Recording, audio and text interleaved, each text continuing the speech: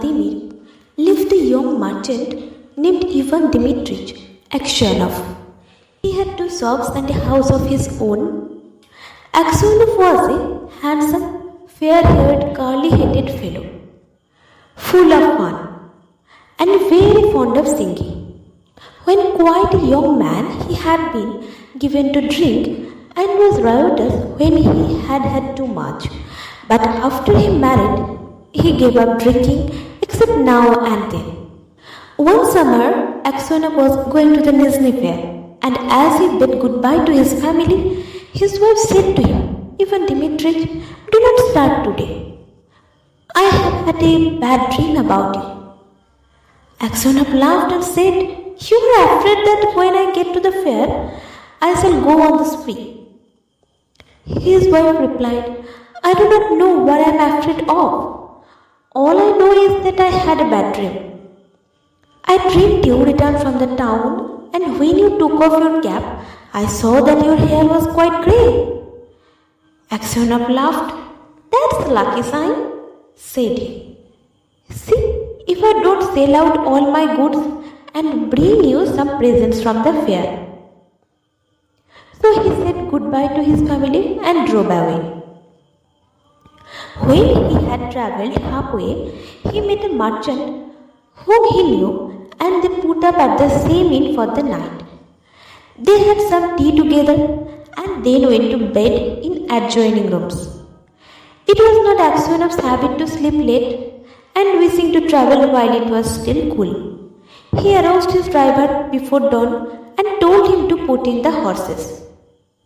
Then he made his way across to the landlord of the inn, who lived in a cottage at the back, paid his bill and continued his journey. When he had gone about 25 miles, he stopped for the horses to be fed. Aksionov rested a while in the passage of the inn. Then he stepped out into the porch and, ordering a samovar to be heated, got out his guitar and began to play. Suddenly a troika drove up with tinkling bells, and an official alighted, followed by two soldiers. He came to Aksionov and began to question him, asking him who he was and whence he came. Aksionov answered him fully and said, "Won't you have some tea with me?" But the official went on cross-questioning him and asking him, "Where did you spend last night? Were you alone or with a fellow merchant? Did you see the other merchant this morning? Why did you leave the inn before dawn?" Aksionov wondered why he was asked all these questions, but he described all that had happened and then added, "Why do you cross-question me as if I were a thief or a robber? I am travelling on business of my own, and there is no need to question me." Then the official, calling the soldiers, said, "I am the police officer of this district, and I question you because the merchant with whom you spent last night has been found with his throat cut. We must search your things." They entered the house. The soldiers and the police officer unstrapped Aksionov's luggage and searched it. Suddenly the officer drew a knife out of a bag, crying, "Whose knife is this?" Aksionov looked, and seeing a blood-stained knife taken from his bag, he was frightened. "How is it there is blood on this knife?" Aksionov tried to answer, but could hardly utter a word, and only stammered, I don't know, not mine." Then the police officer said, "This morning the merchant was found in bed with his throat cut. You are the only person who could have done it. The house was locked from inside, and no one else was there. Here is this blood-stained knife in your bag, and your face and manner betray you. Tell me how you killed him, and how much money you stole."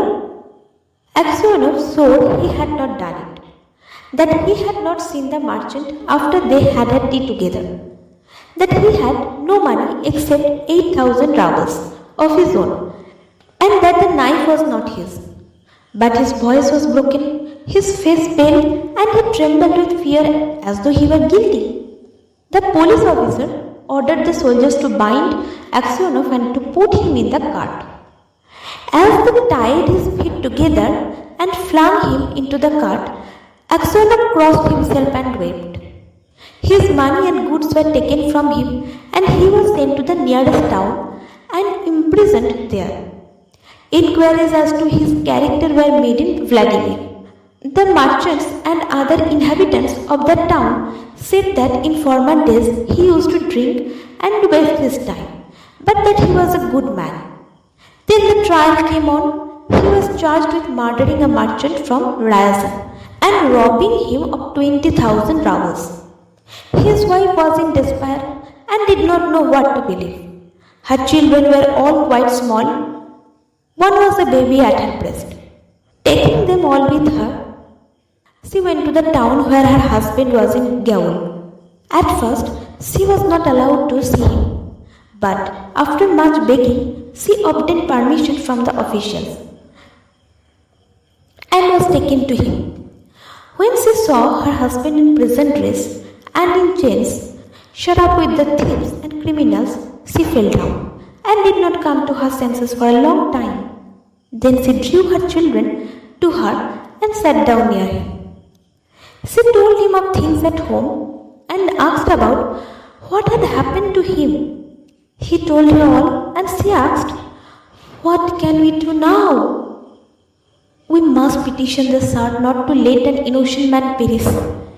His wife told him that she had sent a petition to the Tsar, but that it had not been accepted. Aksionov did not reply, but only looked downcast. Then his wife said, "It was not for nothing I dreamed your hair had turned grey. You remember? You should not have started that day."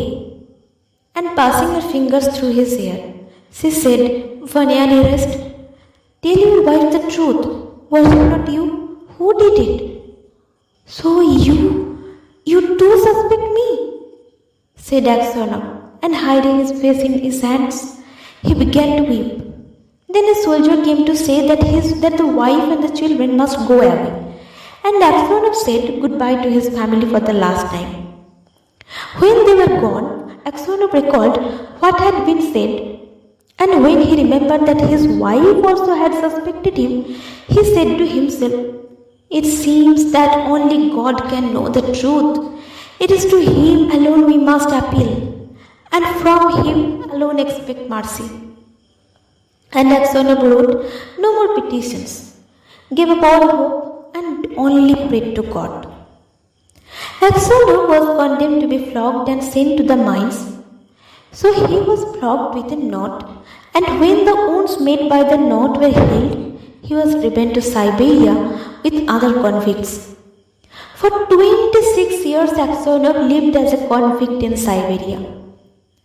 His hair turned white as snow, and his beard grew long, thin and grey. All his mirth went. He stooped, he walked slowly, spoke little, and never laughed. But he often prayed. In prison, Aksionov learned to make boots and earned a little money, with which he bought the lives of the saints. He read this book when there was light enough in the prison, and on Sundays in the prison church he read the lessons and sang in the choir, for his voice was still good. The prison authorities liked Aksionov for his meekness, and his fellow prisoners respected him.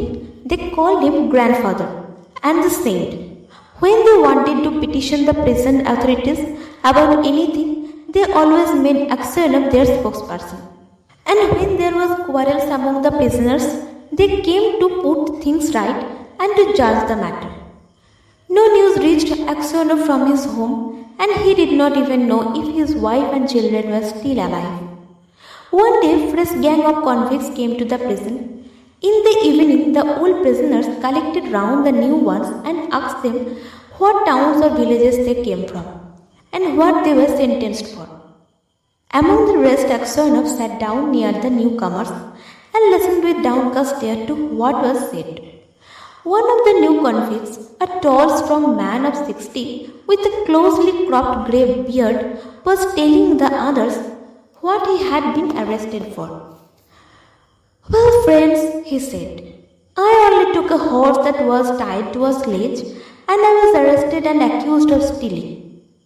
I said I had only taken it to get home quicker and had then let it go. Besides, the driver was a personal friend of mine. So I said, "It's all right." "No," said they. "You stole it." But how or where I stole it they could not say. I once really did something wrong and ought by rights to have come here long ago. But that time I was not found out. Now I have been sent here for nothing at all. Yeah, but it's lies I am telling you. I have been to Siberia before, but I did not stay long. "Where are you from?" asked someone. "From Vladimir. My family are of that town. My name is Makar, and they also call me Samoylich." Aksionov raised his head and said, "Tell me, Samoylich, do you know anything of the merchants Aksionov of Vladimir? Are they still alive?" "Know them? Of course I do. The Aksionovs are rich, though their father is in Siberia, a sinner like ourselves, it seems. As for you, Grandad, how did you come here?" Aksionov did not like to speak of his misfortune. He only sighed and said, "For my sins I have been in prison these 26 years. "What sins?" asked Makar Semyonich. But Aksionov only said, Well, I must have deserved it." He would have said no more. But his companions told the newcomer how Aksionov came to be in Siberia, how someone had killed a merchant and had put a knife among Aksionov's things, and Aksionov had been unjustly condemned. When Makar Semyonich heard this, he looked at Aksionov, slapped his own knee, and exclaimed, "Well, this is wonderful, really wonderful. But how old you have grown, Grandad?" The others asked him why he was so surprised and where he had seen Aksionov before. But Makar Semyonich did not reply. He only said, "It's wonderful that we should meet here, lads." These words made Aksionov wonder whether this man knew who had killed the merchant. So he said, "Perhaps, Semyonich, you have heard of that affair, or maybe you have seen me before." How could I help hearing? The world's full of rumors, but it's long ago, and I have forgotten what I heard. "Perhaps you heard who killed the merchant?" asked Aksionov. Makar Semyonich laughed and replied, "It must have been him in whose bag the knife was found. If someone else hid the knife there, he is not a thief till he is caught. As the saying is, how could anyone put a knife into your bag while it was under your head? It was surely Herr Okiwa." When Aksionov heard these words, he felt sure this was the man who had killed the merchant. He rose and went away. All that night Aksionov lay awake. He felt terribly unhappy, and all sorts of images rose in his mind. There was the image of his wife as she was when he parted from her to go to the fair. He saw her as if she were present. Her face and her eyes rose before him. He heard her speak and laugh. Then he saw his children, quite little, as they were at that time, one with a little cloak on, another at his mother's breast, and then he remembered himself as he used to be, young and merry.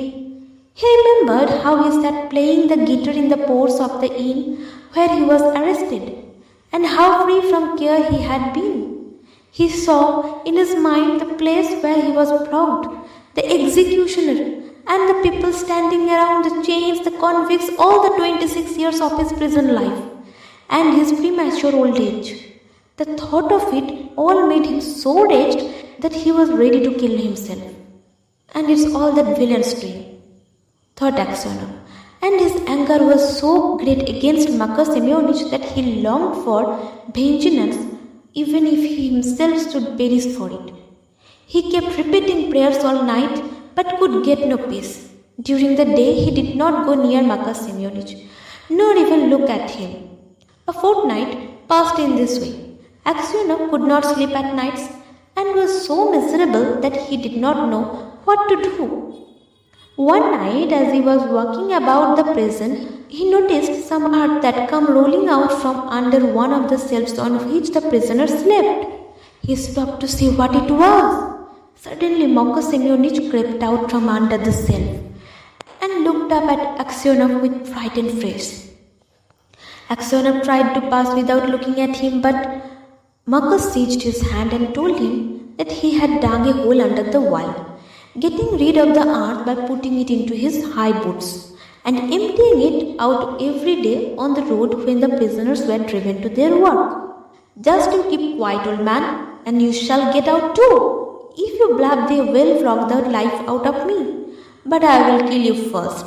Aksionov trembled with anger as they looked at his enemy. He drew his hand away, saying, I have no wish to escape, and you have no need to kill me. You killed me long ago. As to telling of you, I may do so or not, as God shall direct. Next day, when the convicts were led out to work, the convoy soldiers noticed that one or other of the prisoners emptied some earth out of his boots. The prison was searched and the tunnel found. The governor came and questioned all the prisoners to find out who had dug the hole. They all denied any knowledge of it. Those who knew would not betray Marcus Simeonich, knowing he would be flogged almost to death. At last the governor turned to Aksionov, whom he knew to be a just man, and said, You are a truthful old man. Tell me, before God, who dug the hole? Marcus Simeonich stood as if he were quite unconcerned, looking at the governor and not so much as glancing at Aksionov. Aksionov's lips and hands trembled, and for a long time he could not utter a word. He thought, why should I screen him who ruined my life? Let him pay for what I have suffered. But if I tell, they will probably flog the life out of him and maybe I suspect him wrongly. And after all, what good would it be to me? Well, old man, repeated the governor, tell us the truth. Who has been digging under the wall? Aksionov glanced at Marcus Simeonich and said, I cannot say, Your Honor. It is not God's will that I should tell. Do what you like with me. I am in your hands. However much the governor tried, Aksionov would say no, and so the matter had to be left. That night, when Aksionov was lying on his bed and just beginning to doze, someone came quietly and sat down on his bed. He peered through the darkness and recognized Makar. What more do you want of me? Asked Aksionov. Why have you come here? Makar Simeonich was silent, so Aksionov sat up and said, What do you want? Go away, or I will call the guard. Makar Simeonich bent close over Aksionov and whispered, Ivan Dmitrich, forgive me. What for? Asked Aksionov. It was I who killed the merchant and hid the knife among your things.